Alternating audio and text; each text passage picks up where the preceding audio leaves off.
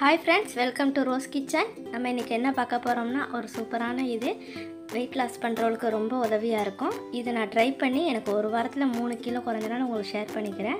இஞ்சி சாறு 50 ml எடுத்துக்கிட்டேன். இஞ்சி சாறு கிடைக்கிட்டா நீங்க இஞ்சியை ஸ்லைஸ் பண்ணி போட்டுக்கலாம்.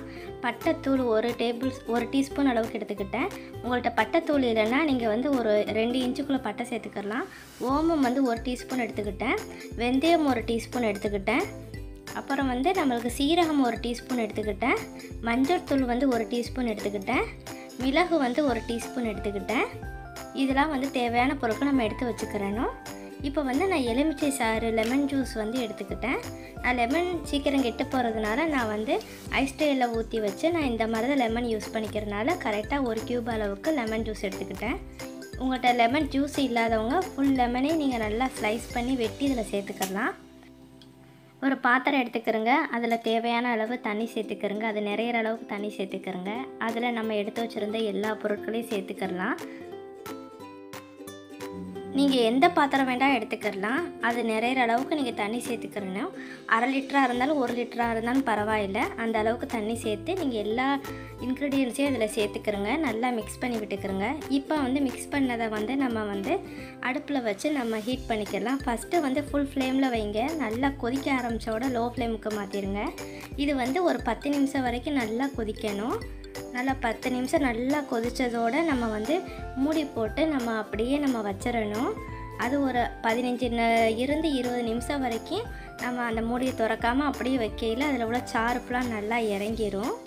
இப்போ நான் வந்து 10 நிமிஷம் சென்று நல்லா அடுப்பை ஆஃப் பண்ணிவிட்டு நான் ஒரு மூடி போட்டு வச்சுக்கிட்டேன். இப்போ வந்து 10 நிமிஷம் ஆயிடுச்சு. அப்புறம் வந்து நான் வந்து ஒரு 2 லிட்டர் அளவுக்குள்ள ஒரு ஜக்கு எடுத்து வச்சுக்கிட்டேன். இந்த 2 லிட்டர் ஜக்கில் வந்து நான் இப்போ 1 லிட்டர் அளவுக்கு தண்ணி சேர்த்துக்கிட்டேன். நீங்கள் எந்த தண்ணி சேர்த்துக்கலாம், நீங்கள் நார்மலாக குடிக்கிற தண்ணி சேர்த்துக்கிறங்க. இப்போ வந்து நான் வந்து வெள்ளரிக்காவை நல்லா ஸ்லைஸ் பண்ணி வச்சுருக்கேன். 10ல் இருந்து 15 ஸ்லைஸ் எனக்கு வந்துச்சு. இப்போ அதை அந்த தண்ணியில் சேர்த்துக்கிறேன். இப்போ வந்து நம்மளோட தண்ணி நல்லா ஆறிடுச்சு. கொதிக்க வச்ச தண்ணி நல்லா ஆறிடுச்சு. அதை வடிகட்டியில் இப்போ சேர்த்துக்கலாம். இப்போ அது 2 லிட்டருக்கு குறைவாக தான் இருக்குது இந்த தண்ணி. இப்போ நம்ம வந்து மேலும் கொஞ்சம் தண்ணி எடுத்து நம்ம இதில் சேர்த்துக்கலாம்.